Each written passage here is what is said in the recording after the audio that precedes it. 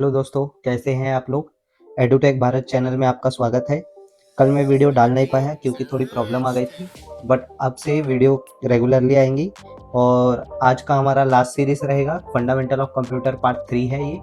और आज के बाद जो कल से सेशन चालू होने वाले हैं वो पूरे प्रैक्टिकल सेशंस होंगे, जिसमें हम कंप्यूटर फंडामेंटल और बेसिक जो हमने सीखा है उसको हम प्रैक्टिकल में यूज़ करने वाले हैं। और कल से एमएस वर्ड के सेशन चालू होंगे, तो जिसने भी कोर्सेज नहीं किए हैं वर्ड, एक्सेल, पावरपॉइंट के, वो वीडियो देख सकते हैं कल से। चलिए शुरू करते हैं। Fundamental of computer part 3। Operating system. Operating system क्या है? तो ऑपरेटिंग सिस्टम भी एक सॉफ्टवेयर होता है जो कि इंस्टॉल किया रहता है। आपके फोन्स के अंदर भी ऑपरेटिंग सिस्टम होता है, आपके कंप्यूटर में भी होता होगा। आपने एंड्रॉइड नाम जरूर सुना होगा। एंड्रॉइड एक ऑपरेटिंग सिस्टम है जो कि सारे फोन में होता है।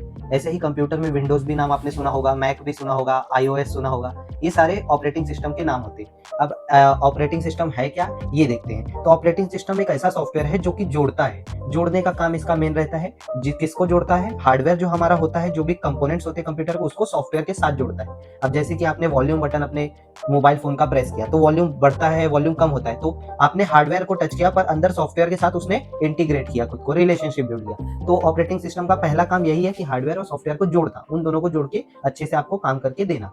दूसरा काम इसका है कंट्रोल करना। जैसे कि आपका फोन कभी गर्म हो जाता है, आपका बैटरी खत्म हो जाता है, तो आपको नोटिफिकेशन आ जाता है फोन गर्म हो गया है या बैटरी लो हो गया है, प्लीज चार्ज। ऐसे मैसेज आपको कंप्यूटर या आपका फोन आपको भेजता है। तो ये क्यों भेजता है? क्योंकि उसके अंदर ओएस जो है वो उसको कंट्रोल कर रहा है। तो ऑपरेटिंग सिस्टम जो है आपका कंट्रोल करता है सारी इंटरनल एक्टिविटीज कंप्यूटर के अंदर जो होती है। और तीसरा, ये सबसे पहला प्रोग्राम होता है जो रन होता है कंप्यूटर स्क्रीन पे जब आप स्विच ऑन करते हैं। आप कभी भी फोन को स्विच ऑन करते होंगे तो पहले आपके फोन की कंपनी का नाम और नीचे पावर्ड बाय एंड्रॉइड लिख के आता है। ऐसे ही जब आप कंप्यूटर ऑन करते हैं तो कंप्यूटर ऑन होते ही विंडोज का लोगो आपको आता है, क्योंकि पहले आपका ओएस रन होता है, फिर उसके बाद सारे ऑपरेटिंग सिस्टम कनेक्ट हो जाते हैं, फिर उसके बाद सॉफ्टवेयर आपके यूज करने लायक होते हैं। अब आपका जो है ऑपरेटिंग सिस्टम, इसके कुछ टाइप्स भी सुन लीजिए। सबसे पहला ऑपरेटिंग सिस्टम जो था वो यूनिक्स था। यूनिक्स सबसे पहला कंप्यूटर का ऑपरेटिंग सिस्टम था। और उसके बाद लिनक्स आया। लिनक्स अभी बंद हो चुका है कंप्यूटर में आना, पर आप इसे यूज करते हैं अपने नॉर्मल जिंदगी में। कुछ टीवी में, ये जो टीवी के ओएस होते हैं वो लिनक्स बेस्ड होते हैं। हमारा जो एप्पल के लैपटॉप्स आते हैं, मैकबुक आते हैं, उसमें भी सेमी यूनिक्स और सेमी लिनक्स उसमें बेस्ड है। लिनक्स बेस्ड ऑपरेटिंग सिस्टम हमारा मैकबुक में आता है। अब तीसरा ओएस था DOS, disk operating system. DOS अभी भी मार्केट में मिलता है, पर ये तीनों ओएस जो थे, यूनिक्स, लिनक्स और डॉस, ये कमांड बेस पे चलते थे। मतलब इसमें काम करने के लिए आपको बहुत नॉलेज होने की जरूरत थी। इसमें कमांडिंग सॉफ्टवेयर थे। और डॉस को बाद में विंडोज ने एक्वायर कर लिया। अगर आप कोई लैपटॉप लेते हैं, वो आपको 30,000 में मिलता है, उसमें अगर विंडोज है तो सेम लैपटॉप सेम स्पेसिफिकेशन के साथ अगर आप डॉस में लेते हैं तो आपको सस्ते में मिलता है। डॉस ऑपरेटिंग सिस्टम थोड़ा आउटडेटेड है, इसके वजह से वो ऑपरेटिंग सिस्टम, कई लैपटॉप्स और कंप्यूटर आपको थोड़े सस्ते मिलते हैं। और लेटेस्ट हमारा है मैक। पहले आया यूनिक्स, फिर आया लिनक्स, फिर डॉस आया, डॉस को एक्वायर कर लिया विंडोज ने, और लेटेस्ट चल रहा है मैक। मैक मतलब एप्पल के प्रोडक्ट्स। ठीक है, अब चलते हैं हम विंडोज की ओर। तो विंडोज एक ऑपरेटिंग सिस्टम है जो कि कंप्यूटर और यूजर को जोड़ता है। अब जैसे मैंने आपको ऑपरेटिंग सिस्टम के बारे में बताया, तो ये इसका काम भी वही है, हार्डवेयर सॉफ्टवेयर को जोड़ना, रिलेशनशिप बिल्ड करना और कंट्रोल करना सारी एक्टिविटीज कंप्यूटर के अंदर। अब हिस्ट्री जो थी विंडोज की वो ये थी कि जब विंडोज पहला लॉन्च हुआ था तो उसका सबसे पहला वर्जन था विंडोज 3.1। फिर दूसरा वर्जन आया 3.11, फिर ऐसे ही 95 आया। 95 मतलब विंडोज 1995, और फिर विंडोज 98 मतलब ये ईयर 1998 में आया था। फिर ऐसे ही फिर विंडोज ने डॉस को एक्वायर किया, फिर आया Windows NT, ME, Vista, Vista, Windows 7, Windows 2007 server, और ऐसे विंडोज 10, अभी लेटेस्ट में विंडोज 11 चल रहा है। तो ये विंडोज की कहानी। अब विंडोज ही क्यों यूज करते हैं हम, इसके 5 फायदे हैं।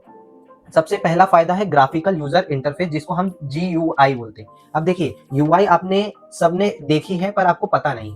अब जैसे क्या होता है कि हम फोन तो एंड्रॉइड यूज करते हैं, आपके पास ओप्पो का फोन होगा, किसी के पास रियलमी, किसी के पास Vivo, IQ, OnePlus, Samsung, Infinix, ऐसे बहुत सारे कंपनी के फोन आपने यूज किए होंगे। सारे फोन एंड्रॉइड है, पर सारे फोन के फिर भी आइकन्स अलग होते हैं, कलर अलग होते हैं, नोटिफिकेशन की डिजाइन अलग होती है, एनिमेशन अलग होती है। ये क्यों होती है? क्योंकि ओएस दो तरह के होते हैं, एक होता है ओपन सोर्स ऑपरेटिंग सिस्टम और एक होता है close source operating system. Open source operating system ऐसे सिस्टम को बोला जाता है जिसको कोई भी यूजर मॉडिफाई कर सकता है। जैसे कि आपका एंड्रॉइड है, वो एक ओपन सोर्स ऑपरेटिंग सिस्टम में आता है। अब सैमसंग ने एंड्रॉइड को उठाया, फिर उसको मॉडिफाई करके अपने यूजर के हिसाब से उसने डिजाइन किया, इसके लिए उसको नाम दे दिया वन यूआई, मतलब वो सैमसंग की यूआई है। ऐसे ही ओप्पो ने आपके एंड्रॉइड को उठाया और एंड्रॉइड को मॉडिफाई करके कलर ओएस नाम दे दिया कि उनका ओएस है।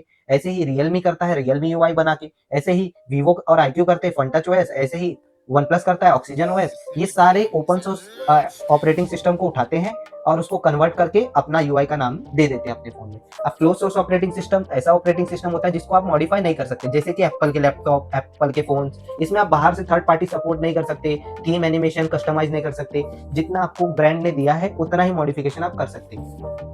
अब इसका पहला फायदा ये था विंडोज का, जीयूआई। जीयूआई का मतलब विंडोज भी एक थोड़ा ओपन सोर्स की तरफ था, जिसमें ये सबसे पहला यूजर इंटरफेस। अब आपने विंडोज नहीं भी यूज किया है तो भी आपको थोड़ा फेमिलियर लगता है, क्योंकि आप फोन यूज करते हैं। आपका विंडोज और फोन 80% मैच करते हैं, ऑप्शंस देखा जाए, आइकन्स देखा जाए, ये सारी चीजें मोस्टली कंप्यूटर विंडोज के लैपटॉप्स कंप्यूटर्स में और फोन में सेव होता है। तो विंडोज ने भी अपना एक यूजर इंटरफेस बनाया जिसको जीयूआई बोलते हैं, ग्राफिकल यूजर इंटरफेस। और जितना अच्छा यूआई होता है उतना अच्छा इन्वायरमेंट बनता है कंप्यूटर और यूजर के बीच में।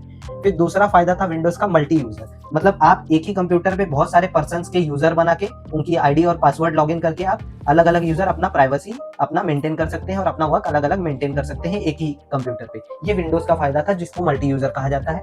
तीसरा, विंडोज सपोर्ट करता था मल्टीटास्किंग, मतलब आप एक साथ 3-4 काम कर सकते थे, जैसे कि आप वर्ड भी काम कर सकते हैं, साथ में एक्सेल, साथ में आप क्रोम, साथ में आप यूट्यूब, ऐसे बहुत सारे काम आप एक साथ कर सकते हैं। और चौथा, विंडोज का फायदा था लॉन्ग फाइल नेम। विंडोज ऐसा पहला ओएस था जिसमें 256 कैरेक्टर का आप नाम लिख सकते हैं। 256 कैरेक्टर मतलब 256 अल्फाबेट के आप नाम लिख सकते हैं। अब फाइल नेम दो चीजों से मिलकर बनती है, एक फाइल नेम होता है और एक उसका एक्सटेंशन होता है। एक्सटेंशन का मतलब ये, जैसे आपने किसी का नाम abc.pdf, तो abc तो उसका नाम है, .pdf उसका एक्सटेंशन होता है। ऐसे ही abc.jpg मतलब abc का पिक्चर है, ऐसे abc.doc abc का डॉक्यूमेंट, abc.xls abc का एक्सेल। तो abc तो नाम कॉमन है, पर डॉट के बाद जो लग रहा है वो एक्सटेंशन, उसको हम सेकेंडरी भी बोलते हैं और नेम को हम प्राइमरी बोलते हैं, बट इसका नाम फाइल नेम और एक्सटेंशन से जाना जाता है। और पांचवा फायदा था विंडोज का, वो था प्लग एंड प्ले। विंडो पहला ओएस था जिसमें प्लग एंड प्ले सपोर्ट था, मतलब आप कोई भी गेम ला के प्लग करके आप उसको प्ले कर सकते थे, ये विंडोज का फायदा था। तो ये रही विंडोज की बात। अब हम देखते हैं इंटरनेट की कहानी। तो इंटरनेट क्या है,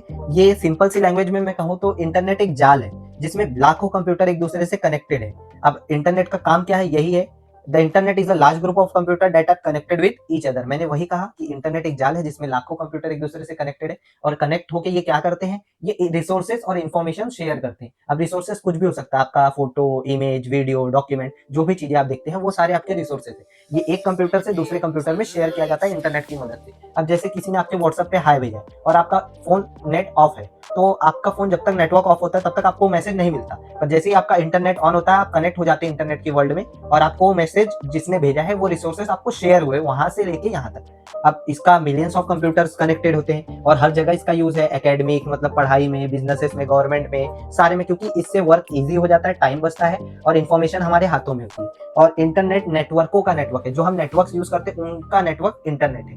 अब नेटवर्क्स की बात हुई है तो चलिए हम नेटवर्क्स देख लेते हैं। तो नेटवर्क का भी काम वही है जो इंटरनेट का है। अब हिस्ट्री क्या है इंटरनेट की, ये मैं बताऊं आपको, तो साल 1969 में यूएस का डिफेंस डिपार्टमेंट एक प्रोजेक्ट पे काम कर रहा था, जिस प्रोजेक्ट का नाम था ARPANET। ARPA का फुल फॉर्म था एडवांस रिसर्च प्रोजेक्ट एजेंसी, ये उसका फुल फॉर्म था ARPA का। ARPANET पे काम हो रहा था, और कहाँ पे काम हो रहा था, यूएस के कैलिफोर्निया में, जहाँ के बादाम बहुत फेमस है। तो कैलिफोर्निया में उन्होंने एक प्रोजेक्ट पे काम किया ARPA नेटवर्क पे, और उसके बाद वो सक्सेसफुल हुआ तो उन्होंने बहुत सारी यूनिवर्सिटीज के साथ पार्ट लिया और दो तरह के नेटवर्क बनाए।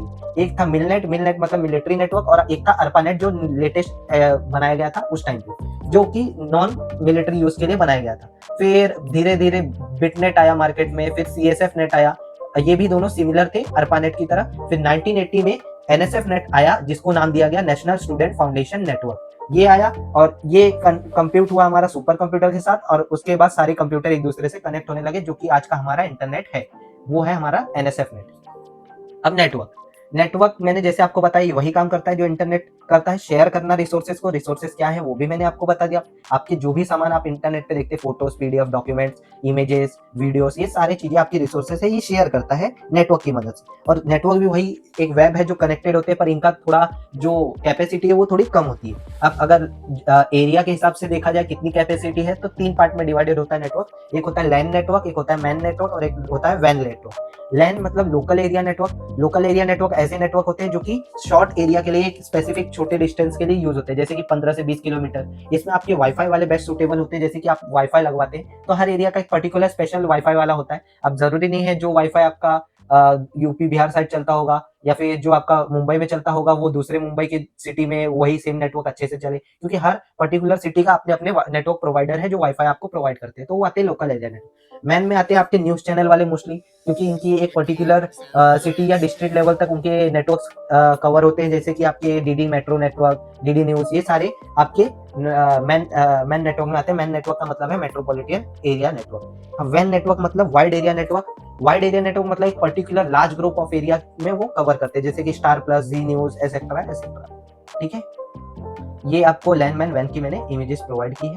आज के लिए वीडियो में इतना ही। तो वीडियो पसंद आया हो तो चैनल को सब्सक्राइब करें नए हैं तो, और अगर आप मेरे ओल्ड व्यूअर हैं तो शेयर कर दीजिए ये वीडियो अपने फ्रेंड्स एंड फैमिली में, ताकि मैं जो भी वीडियो अपलोड करूं वो आपके साथ साथ आपके कुछ फ्रेंड्स के साथ भी इंफॉर्मेशन शेयर हो जाए। कल फिर मिलेंगे नए वीडियो में। Thank you. जय हिंद, जय भारत।